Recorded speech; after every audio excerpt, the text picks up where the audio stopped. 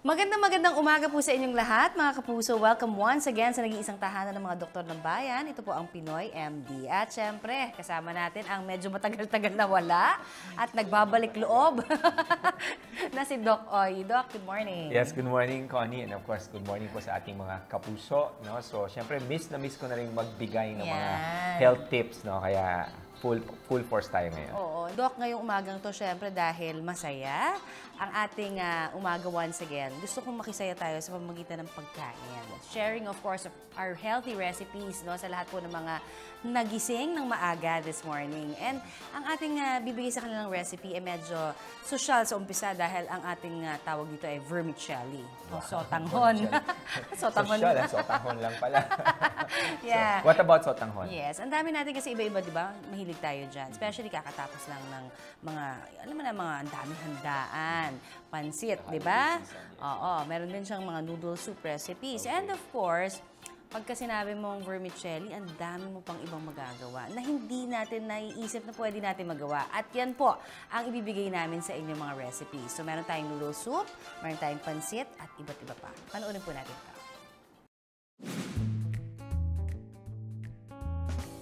Impluwensya ng mga Tsino na sa paglipas ng panahon naging patok na sa panlasang Pinoy. Ang pansit. For long life, ika nga. Easy lang din kasi ang pagluluto nito. Igigisa lang ang mga sahog na gulay at karne. Tsaka ihahalo ang noodles. Maraming klase ng noodles na pwedeng gawing pansit. Depende sa hugis nito at kung saan gawa. Isa sa pinakapopular ang vermicelli o sa Filipino, yung sotanghon. Ito yung klase ng noodles na gawa sa bigas, karaniwang maputi at maninipis ang hibla. Ngayong umaga, ito ang ibibida sa dalawang recipe na ating ituturo. Una, ang chicken vermicelli soup. Huwag matakot sa pangalan, mga mare, dahil napakadali lang namang iluto nito. Ang mga sangkap, isang pakete ng sotanghon noodles, 3 kutsarang mantika, 1 pirasong sibuyas, 1 kutsarang tinadtad na luya, 1 pirasong bawang, 2 pirasong chicken breast na hiniwa ng maliliit, 1 pirasong mais na tinanggal ang mga butil, 1 tasang toyo, at 1 soy. Unang-una natin gagawin, yung ating sotanghon, hinugasan na natin to. Ilalagay natin siya sa mainit na tubig. Hindi dapat kumukulo, mainit na tubig lang. Tatakpan natin for 10 minutes habang nagsusute tayo ng ating sauce. Mantika. Pag nagigisa ako, inuuna ko pa rin ay onions. Bakit? Dahil gusto-gusto ng mga Filipino inuuna ang bawang. Pero once na na-overcook ang bawang, pumapakla ito. Pagkatapos ng onions, naglalagay na ako ng luya. Pag naamoy nyo yung luya ay naluluto na, ang susunod ko pong ilalagay ay yung bawang.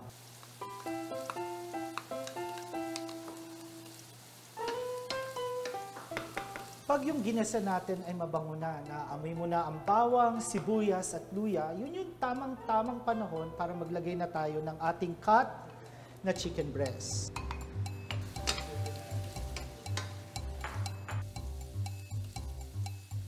Pag nakita natin na ang ating manok ay halos luto na, ilalagay na natin ang ating mais. Pag nakita natin na ang kulay ng mais ay nagbago na, ito ay dilaw na, ibig sabihin ito ay ready na para lagyan natin ng ating chicken stock o yung pinakuloang buto ng manok.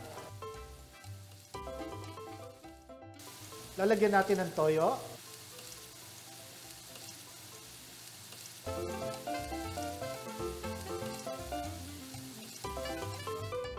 Pagkatapos natin haluin, maglalagay na tayo ng coriander o wansoy para mas lalong may lasa.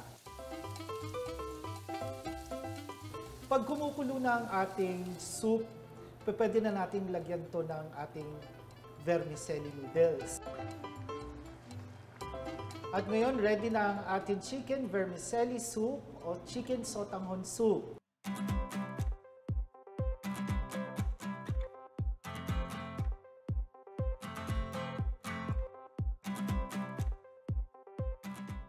ginastos natin sa pagluluto ng chicken vermicelli soup, 130 pesos lamang, good for 4 na. Solve!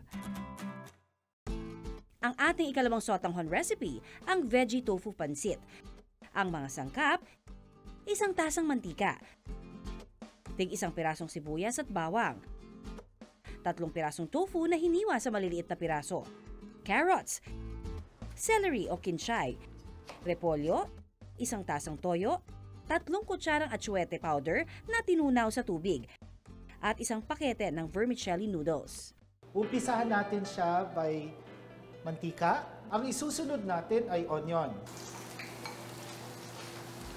Maglalagay na tayo ng bawang ngayon. Pagkatapos nito, ilalagay na natin ang ating tofu. Pagkatapos ng tofu, ilalagay na natin ang ating mga gulay. Kasi nga ito ay stir-fried vegetable. Ilalagay na natin ang ating carrots, at ang ating repolyo, at ang ating celery. After 2 to 3 minutes na ating sinusute ang lahat ng gulay na ating pinagsama, maglalagay na tayo ngayon ng toyo. Susunod natin ay ang ating chicken stock. Ito yung pinakuluang buto ng manok na kanina ginawa natin. Pag nakita natin na kumukulo na ating sinison na pansit, naglalagay ako ng aswete. Ito yung aswete powder na nilagay sa tubig. Wala naman kasi siyang flavor na binibigay. Ang bibigay lang ng aswete ay kulay at fragrance, pampabango sa ating pansit. Pag naihalo na natin ang ating annatto seed sauce, pwede na natin siyang lagyan ng ating vermicelli noodles.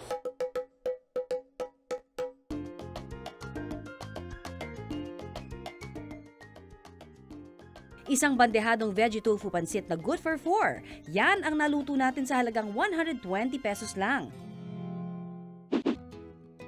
Mga kapuso, wag nang matulog sa pansitan. Iluto at ihain na ang healthy sotanghon recipes na itinuro namin para long life. Welcome back sa Pinoy MD. Ready ka na ba, Doc? Yes. Sa ating, For what? For the questions, Oh, of yes. course, ng ating Facebook mga kapuso, ka-PMD, di ba?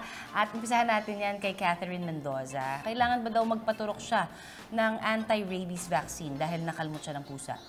Well, even naman, sometimes ang dog bites, hindi rin automatic na binibigyan ka agad ng anti-rabies vaccines. Ini-evaluate yung extent ng sugat. No? May mga staging or severity or extent ng sugat.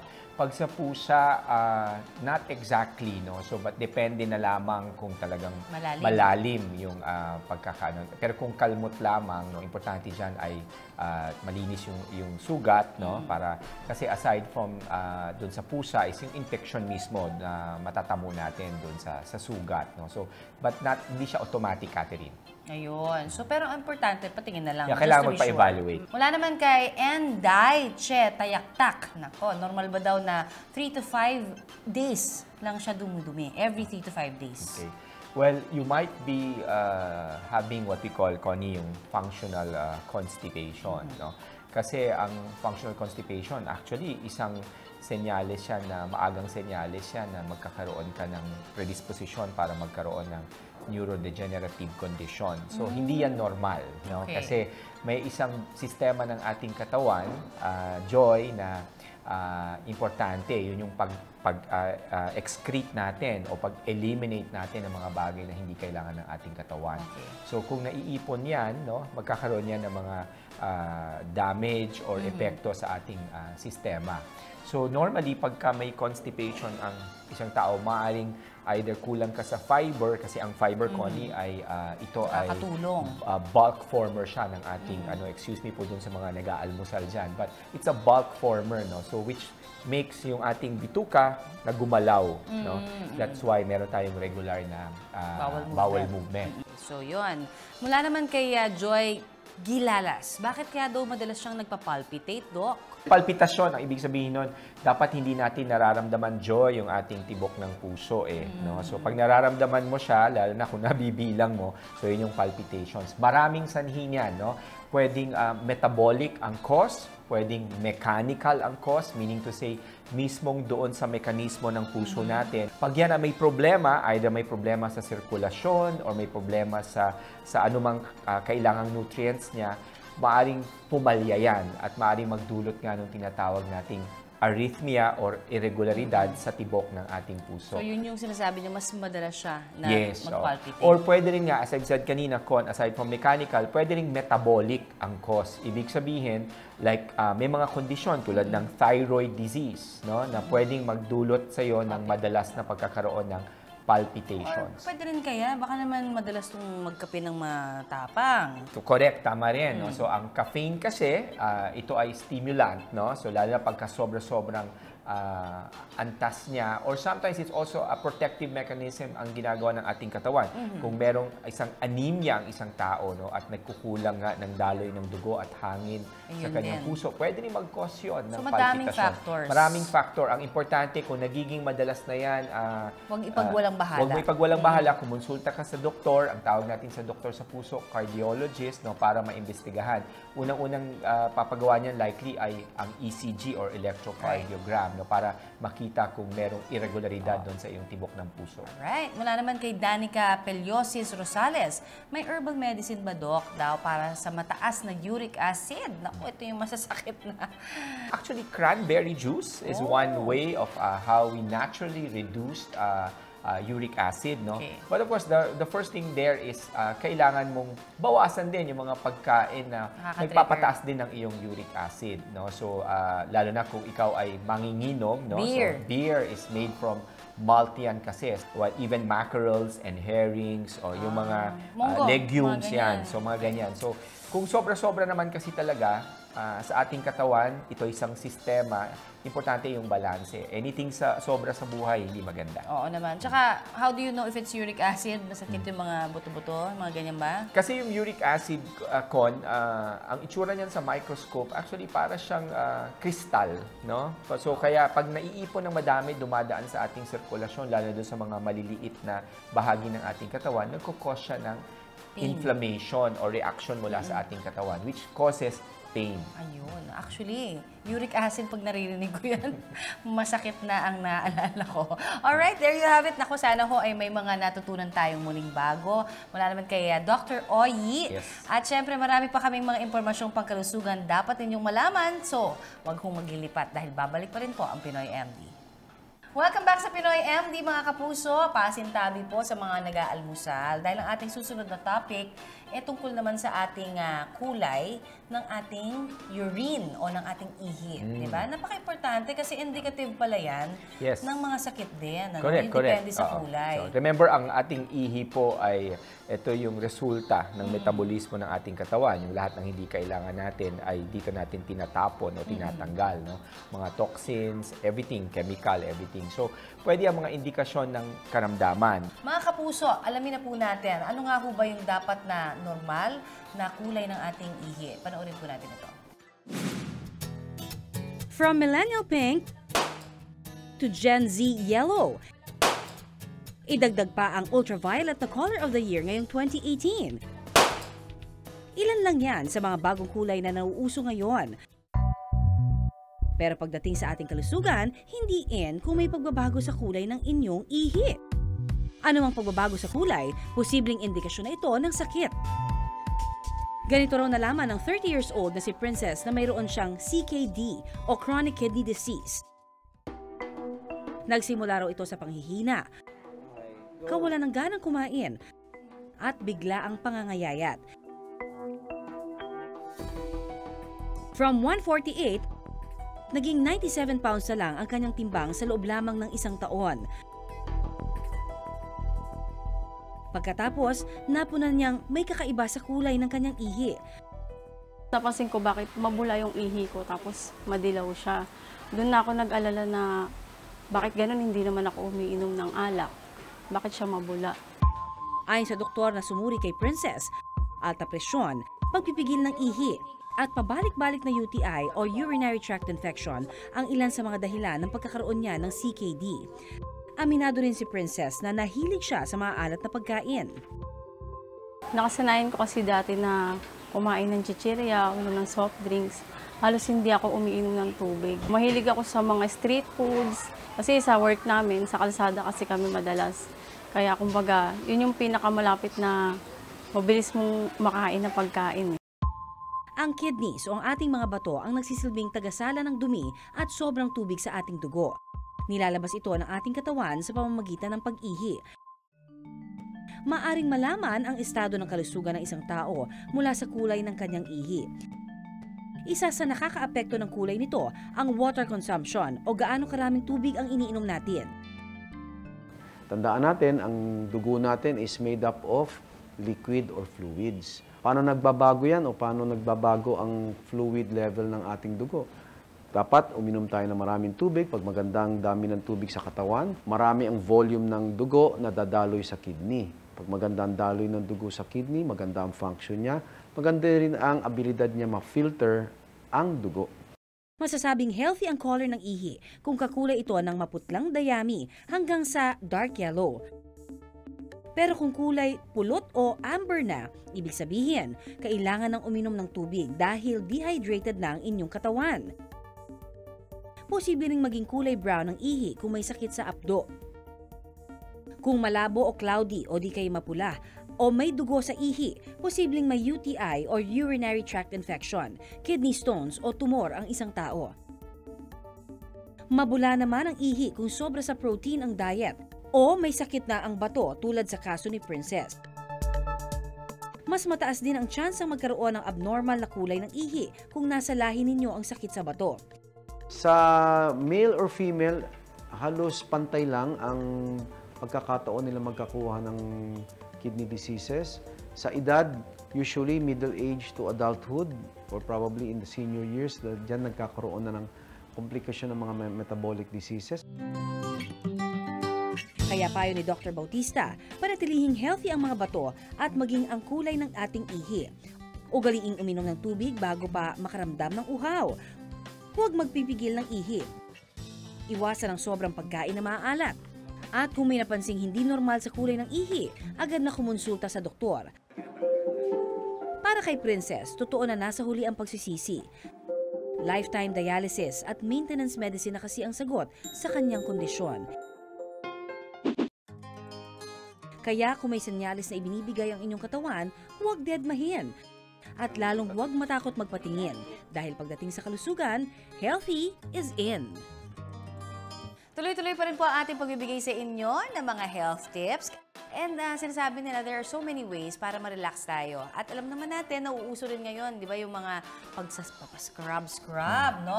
Minsan sa mukha, minsan whole body, di ba? Ang dami ng mga ingredients din na natural ingredients that we can use. Yes, dapat po talaga meron tayo. You know, a lot of people disregard yung impact sa kalusugan natin ng stress, lalo na yung chronic stress, no? But there are many ways, Connie, tama ka, yung mga rest and relaxation mechanism na dapat meron ho kayong ganoon na parang yung me time. Kaya naman ngayong umaga, sasamahan po tayo ng actress model na si Miss Clea Pineda para alamin at turuan tayo kung ano-ano ba yung mga pwede nating ipagawa ng scrub treatments.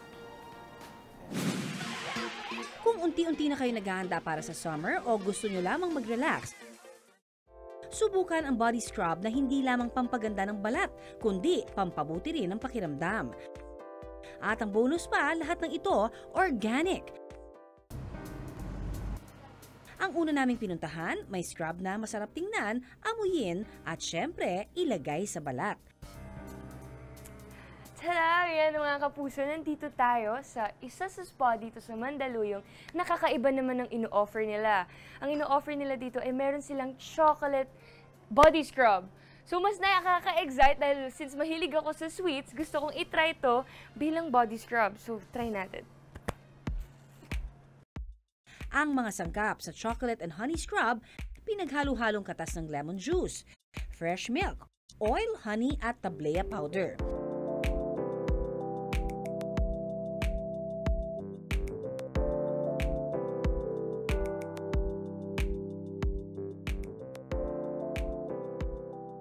Dito sobrang marirelax ka talaga kasi pati yung amoy niya sobrang nakaka-relax, lalo na yung mga taong mahilig sa chocolate. Ayan, possible pala siya na gamitin siyang pang-massage. Sa pagmamasahe, mas na-absorb ng balat ang essential oils ng tsokolate. At dahil mayaman ito sa antioxidants, nakatutulong ang tsokolate para maging firm, maputi at makinis ang balat. Meron kang nilagay na hindi edible? Or lahat naman siya pwedeng kainin? Opo, pwede lahat kainin. O, di pwede pala siyang kainin. Pero hindi ko naman siya kakainin. Nakauwa mo na siya eh. Napakaganda kasi ng effect nito sa katawan. Namomoisture, tapos nabablock niya or nadidelay niya yung pagtanda ng skin.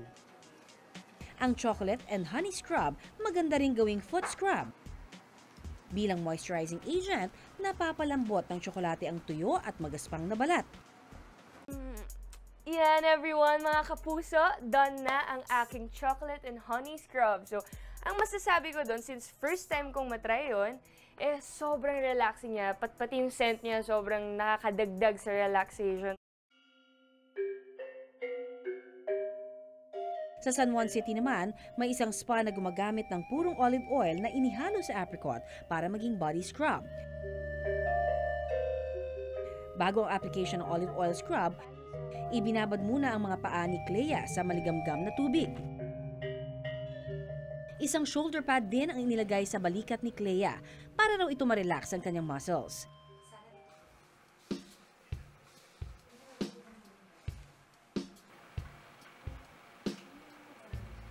Pagkatapos ng 10 minuto, iminasahe na ang olive oil para mas manuot sa balat.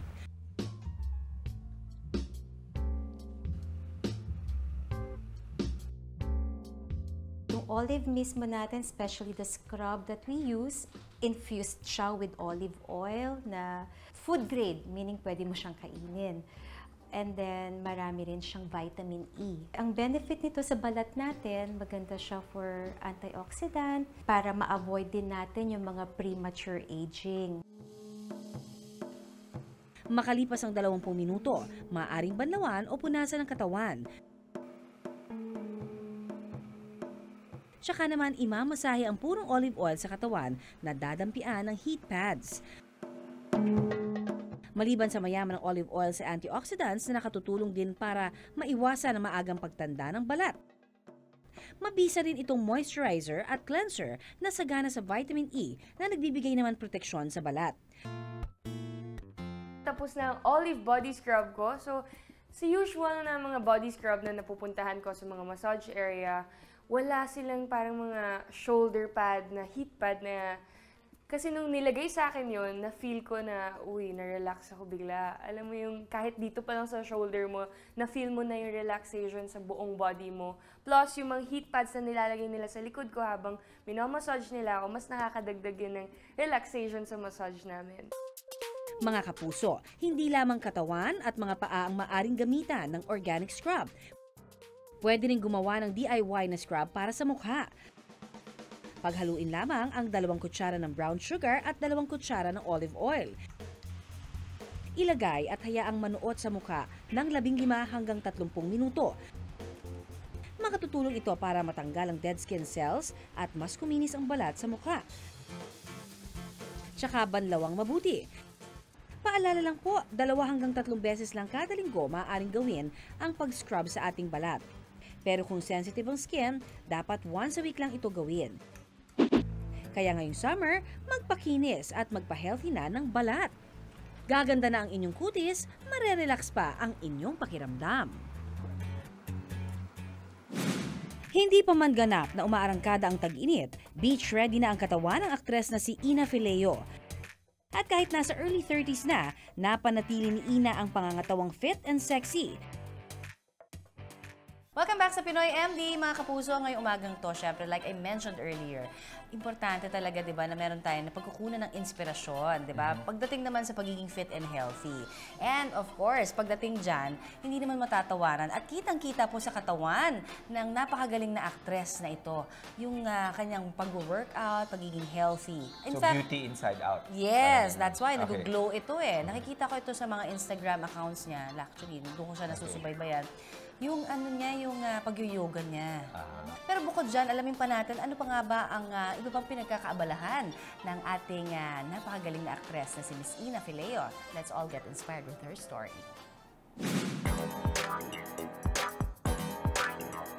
Hindi pa man ganap na umaarangkada ang tag-init, beach ready na ang katawan ng aktres na si Ina Fileo. Sa kanyang post sa Instagram, kitang-kita ang pinaghirapan niyang abs at sexy butt. Tila ba'y naghahamon sa paparating na summer? Sa YouTube channel ng aktres, ibinahagi ni Ina ang kanyang diet na isa sa sikreto ng kanyang fit and sexy body. Dito, ipinakita ng aktres kung paano niya inihahanda ang chicken and broccoli dish na mayaman sa protina na kailangan sa pagbibuild ng muscle sa katawan.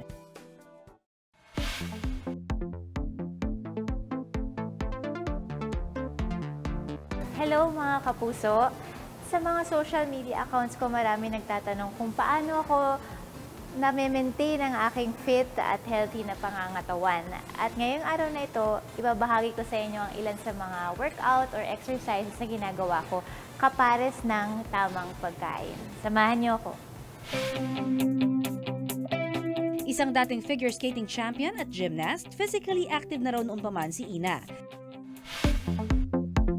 Nang tumigil sa figure skating, ang pagsasayaw naman para sa isang national folk dance company ang kanyang naging focus. Disiplinado ako. I think dahil since I was a kid, medyo nasa katawan ko yung disiplina na pag sinabi kong everyday, every morning, gagawin ko to. Parang hindi complete yung araw ko kung hindi ko siya gagawin. At kahit nasa early 30s na, napanatili ni Ina ang pangangatawang fit and sexy. Pero akalain niyo mga kapuso, ang workout ni Ina, kadalasan sa bahay lang niya ginagawa. College ako, nag-start na ako mag-home workout. Mahilig akong bumili pag may nakikita ko mga VCD pa at that time. Feeling ko kasi part of my personality din yung gusto ko merong ginagawa, like for my body especially.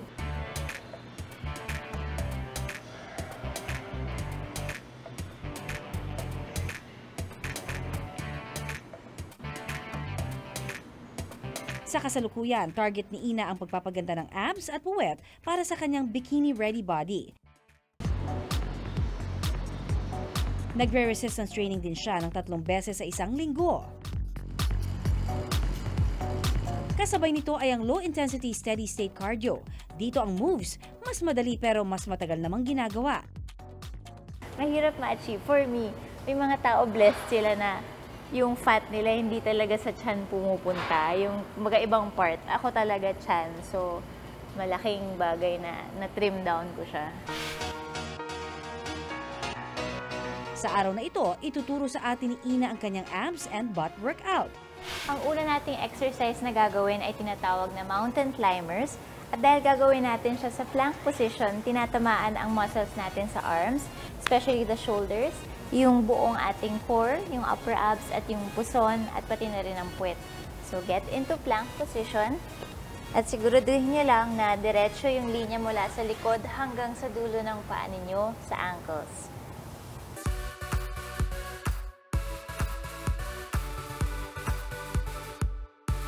Ang mountain climbers gawin ng 40 repetitions kada set.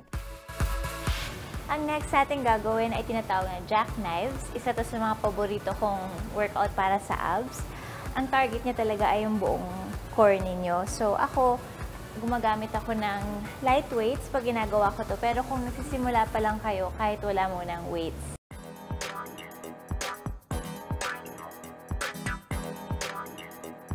At jackknives gawin naman ng 20 repetitions kada set. Ang pangatlong gagawin nating exercise ay tinatawag na donkey kicks. At ito naman yung paborito ko na nagta-target ng puwet. Get into force. Make sure lang na parallel yung kamay ninyo, halos nasa ilalim lang siya ng shoulder ninyo. Okay? And then, lagi keep the core tight. So, wag nakabundat, laging tight. And then, tataas nyo lang yung heels ninyo pataas sa ceiling. And then, down. Up, down. Up, down. So, ito pwede kayo magsimula sa 12 reps per set. Siyempre, each side dapat parehas ng number ng reps.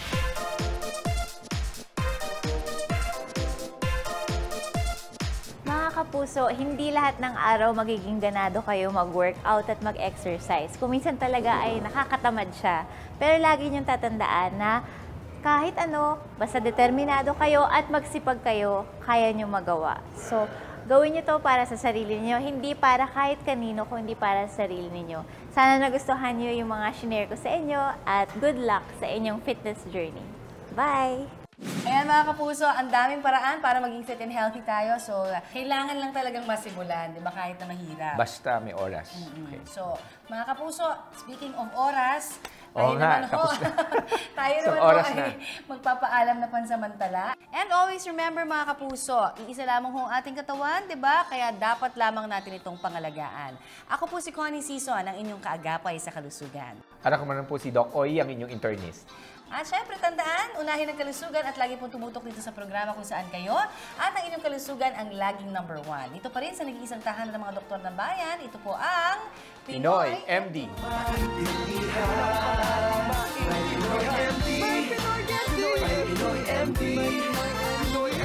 Kalusugan ay dapat tututukan. Mga Pinoy MD, laging tandaan, unahin ang kalusugan. Pinoy sa lahat ating katawan, kaya dapat itong pangalagaan. Laging tandaan, unahin ang kalusugan. Pinoy sa lahat ating katawan, kaya dapat itong pangalagaan.